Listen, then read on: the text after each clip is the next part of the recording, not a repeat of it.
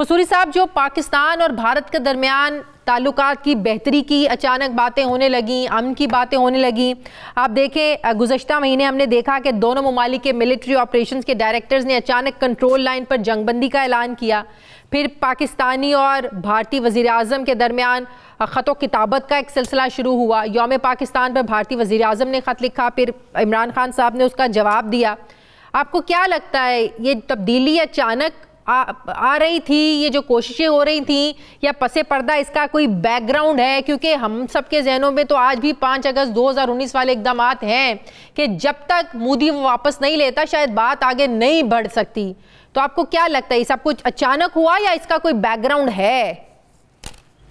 देखिए, इसमें कई फैक्टर्स, आपने इतने ज्यादा सवाल पूछे हैं, मैं कोशिश करूंगा इनको जवाब दूं। उसमें यह है कि पहली बात तो यह है कि बातचीत शुरू होना और बात है डिप्लोमेटिक रिलेशंस का दोबारा कायम होना, मेरा ख्याल है वो भी होंगे और होने चाहिए। अप टू डिप्लोमेटिक रिलेशंस तो थे, लेकिन अपग्रेड होकर हाई कमिश्नर लेवल पे मेरा ख्याल है जल्दी आएंगे। लेकिन अजला मसला है क्या पीस प्रोसेस शुरू होगा या नहीं। अब देखें, होता ही है कि ये तो बहुत अच्छी बातें जितनी है और मजीद CBMs भी हो सकते हैं, लेकिन जो बात करने वाली है क्या पीस प्रोसेस शुरू होगा।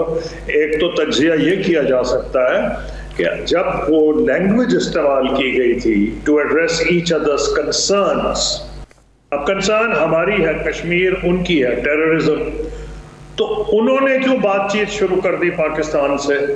क्या उन्होंने ये कहना शुरू कर दिया है कि अब टेररिज्म पाकिस्तान से बंद हो गया? वो तो नहीं मानते, सही, वो तो कहते नहीं पाकिस्तान ये कर रहा है, वो कर रहा है। और आपने भी सवाल पूछ लिया कि क्या आर्टिकल 370 रिवर्स हो गया।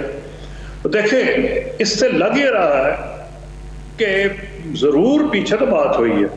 सवाल यह है कि दोनों मुल्क जो हैं वो टेक्टिकल एडवांटेजेस देख रहे हैं और उसमें शायद देख रहे हो हिंदुस्तान पे प्रेशर चाइना का था, और हिंदुस्तान में जो बेवकूफ़ लोग ये कहा करते थे कि जी 2.5 वॉर के लिए हमें तैयार होना चाहिए, और हम हैं, यानी चीन के खिलाफ, पाकिस्तान के खिलाफ और कश्मीर को दबाने के लिए, वो तो खैर बिल्कुल बोगस बात थी। मैं ख्याल उन पे ये भी आया हो गया है, ख़ास तौर पर बालाकोट के बाद जो पाकिस्तान एयरफोर्स ने फौरी तौर पर जवाबी हमला किया और उनके 2 जहाज़ गिराए और पायलट गिराया, और उसमें मैंने हिंदुस्तान के मीडिया को फॉलो किया। उन्होंने कहा कि बियॉन्ड विजुअल रेंज में पाकिस्तान को सुपीरियरिटी है। अब पॉइंट यह है कि अगर कन्वेंशनली भी इंडिया इस नतीजे पहुंच गया, क्योंकि अभी तक तो ये था ना कि न्यूक्लियर तो कोई सोचता भी नहीं था ना, वो तो पागल वाली बात है, लेकिन इंडिया की फौज बढ़ी है, उसकी मईशत तो अनडाउटेडली बहुत बढ़ी है, लेकिन हमें तो सिर्फ अपना दिफा करना है, हमने हिंदुस्तान पर तो नहीं हमला करना। अल्हम्दुलिल्लाह अभी तक जितनी भी कॉन्फ्रंटेशन हुई हैं, कम से कम 10 मरतबा पाकिस्तान की फौज और अवाम ने अपना दिफा बहुत भरपूर तरीके से किया।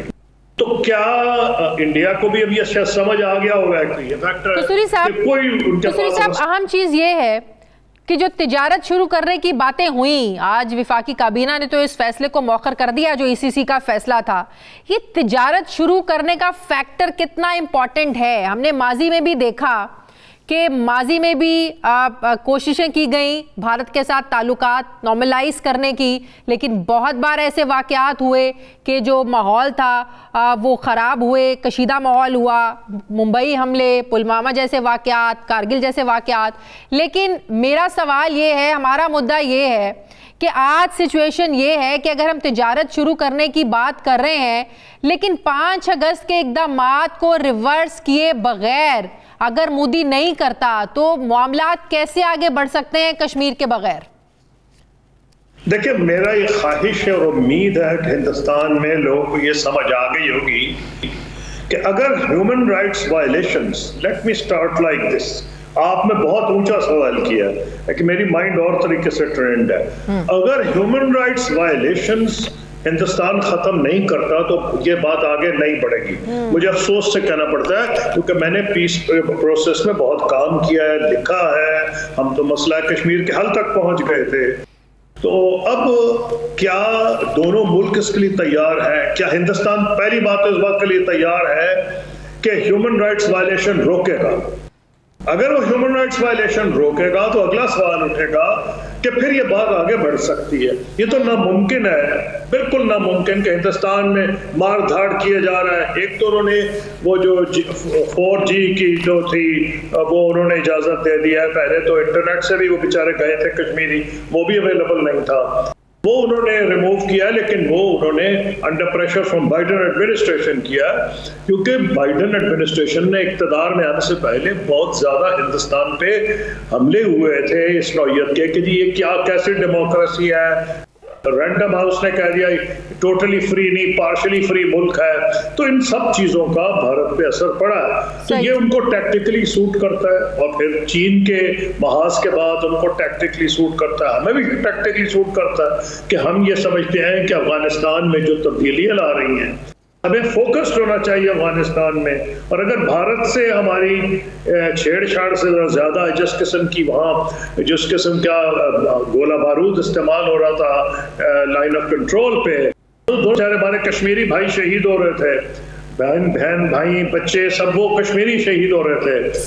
तो इसलिए अमेरिकी मीडिया ने जो दावा किया कि पसे पर्दा कोशिशें हो रही हैं जिसमें मुत्तहदा अरब अमारात, अमेरिका और सऊदी अरब का रोल है, तो क्या ये वाकई तीनों ममालिक कश्मीर का जो मामला है, इस मामले की जो सेंसिटिविटी है पाकिस्तान और भारत के दरमियान इस मामले को लेकर, क्या वाकई ये तीनों ममालिक संजीदा हैं कि इस मसले को अब हल करवाना चाहिए? इस खित्ते में तब तक अमन नहीं हो सकता जब तक पाकिस्तान और भारत के दरमियान जो मसाइल हैं इनका हल नहीं होएगा।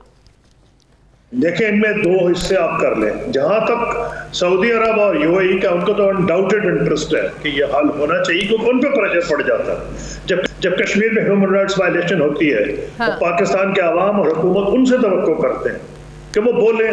उनके लिए प्रॉब्लम यह है, बोलते तो हैं लेकिन उस तरह खुल के नहीं बोलते जितना पाकिस्तान चाहता है। वो OIC के में बोलते हैं, वो कॉन्टैक्ट ग्रुप में बोलते हैं, लेकिन पाकिस्तान के अवाम हुकूमत उससे ज्यादा एक्सपेक्ट करती है।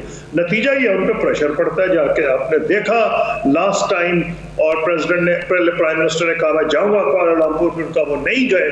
तो फिर उसके बाद उनके एम्बेसडर या उनके फॉरेन मिनिस्टर आए सऊदी अरेबिया के, प्रेशर उन पे तो पड़ ही जाता है।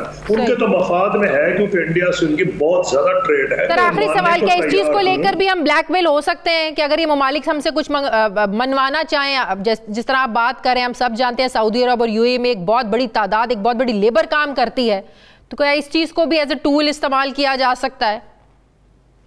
नहीं, आप इसका नुक्ता नजर या आपका जो लाइन ऑफ आर्गुमेंट है वो ये समझ आप कहीं को ब्लैकमेल करना चाहते। मैं कह रहा हूँ वो जेन्युइनली चाह रहे हैं। क्या वो कामयाब होंगे दूसरी बात है, क्योंकि इसके लिए जो वो चाहेंगे, क्या इंडिया वो करेगा, क्या पाकिस्तान वो करेगा। अमेरिका का बड़ा वाज़ेह है कि जहाँ तक अमेरिका का मामला है, अमेरिका को ये नजर आ रहा है कि जो अफगानिस्तान में है उसको वो ये चाहेगा कि बिल्कुल क्लियर उनके सामने होनी चाहिए, अफगानिस्तान और पाकिस्तान की अटेंशन डाइवर्ट ना हो।